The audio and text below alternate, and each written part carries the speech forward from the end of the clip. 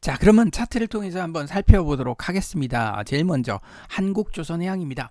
자, 한국조선해양 뭐 오늘 상승폭이 좀 있었습니다만 하루 시세에 너무 일일비하지 마시고요. 11월을 기점으로 해서 그동안에서는 역배열이었다라고 한다면 11월 기점으로는 정배열로 넘어갔다.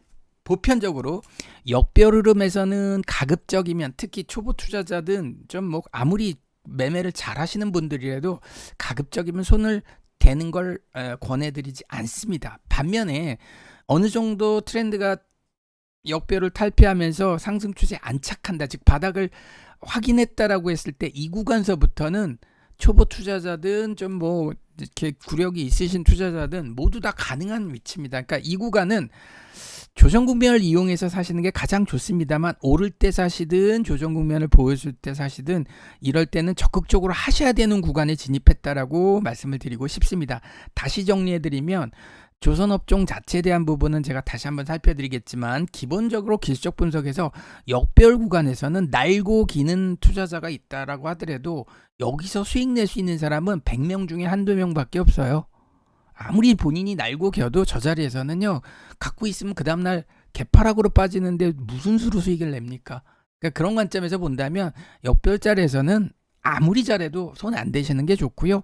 지금처럼 이렇게 탈피를 했다라고 한다면 못 하시는 분들도 가급적 들고만 계시면, 보유만 하셔도 소기의 성과를 내거나 손실이 덜하다라는 거죠. 자, 요걸 좀 차트를 좀 월봉으로 체크해 드리면요, 실제로 조선업종이 대표적으로 뭐 2008년 베이징 올림픽 직후에 대폭등했던 이후로, 그리고 뭐 2011년에 한번 쌍봉 랠리가 나왔던 이후로 10년을 넘게 하락을 해서 최근에 돌아서고 있기 때문에 밸류에이션 메리트는 충분합니다. 물론 핵심은 조선업종의 가장 중요한 포인트는 수주산업입니다. 수주산업. 발주가 당연히 많이 나와야 되겠죠. 선사에서 발주가 많이 나와야지 조선사들이 수주를 하겠죠. 전방산업에 용선료가 오르는 부분, 즉 대표적으로 최근에 제가 해운주를 분석해드리면서 뭐 해운 운임이 계속 오르고 있습니다. 그건 기본적으로 원자재 가격이 올라가면서 해상 운임 가격도 동시에 올라가고요.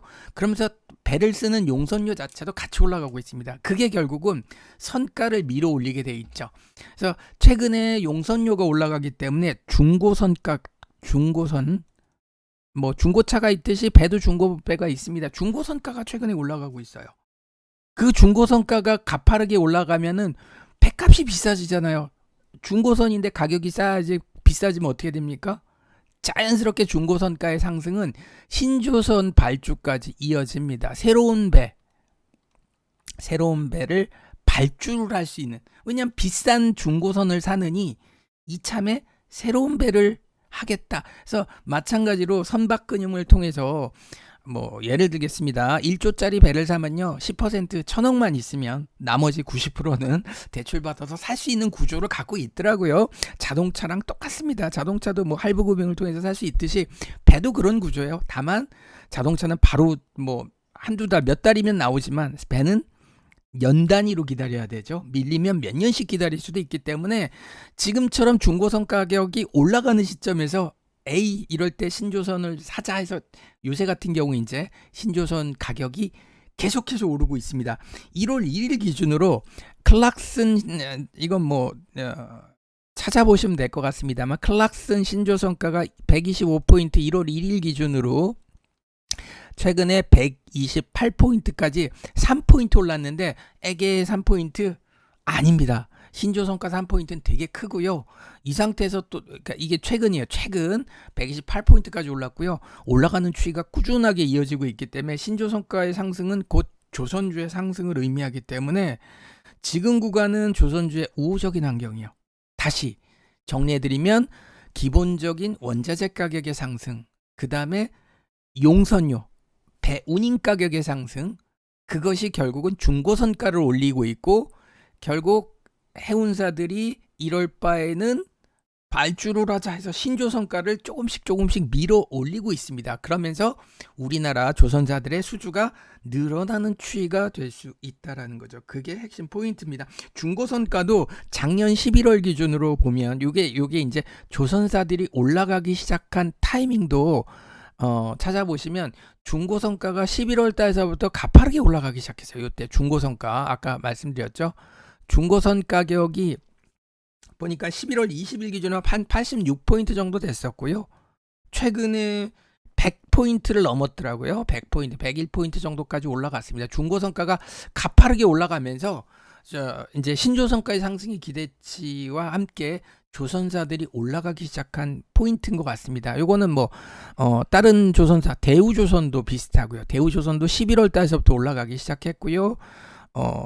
삼성중공업도 마찬가지요. 11월 달서부터 올라가기 시작했고요. 현대미포조선도 뭐 가장 그 과민반응 빠르게 반영하는 게 현대미포거든요. 시가총액도 가장 작기 때문에 가장 빠르게 반영하고 있습니다. 현대미포조선.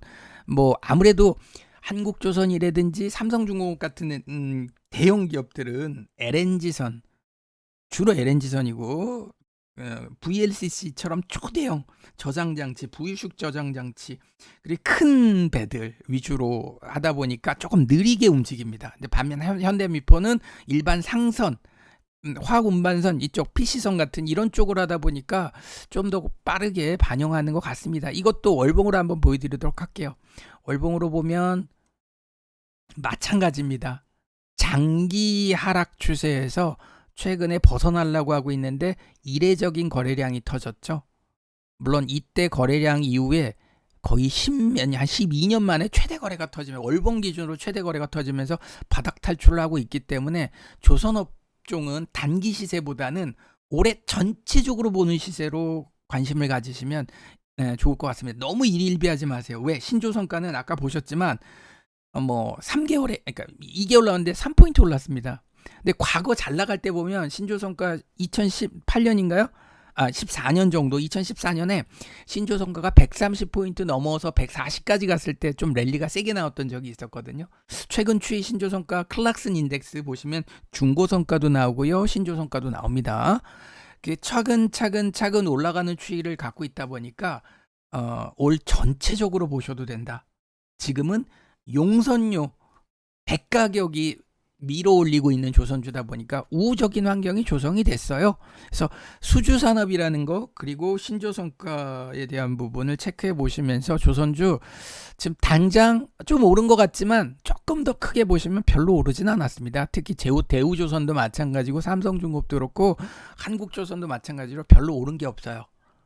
그냥 시각적으로 단기적으로 오른 것처럼 보여지는 건데 실제로 잘 나가던 시절의 조선주를 보시면은 물론 이때가 과연 올까 싶습니다만 이때 유가가 $100 넘던 시절이고 저때 웬만한 자원이 투기적인 효과로 인해서 폭등하던 시절인데 지금도 약간 초기는 비슷해요. 어찌됐든 우호적인 환경이다.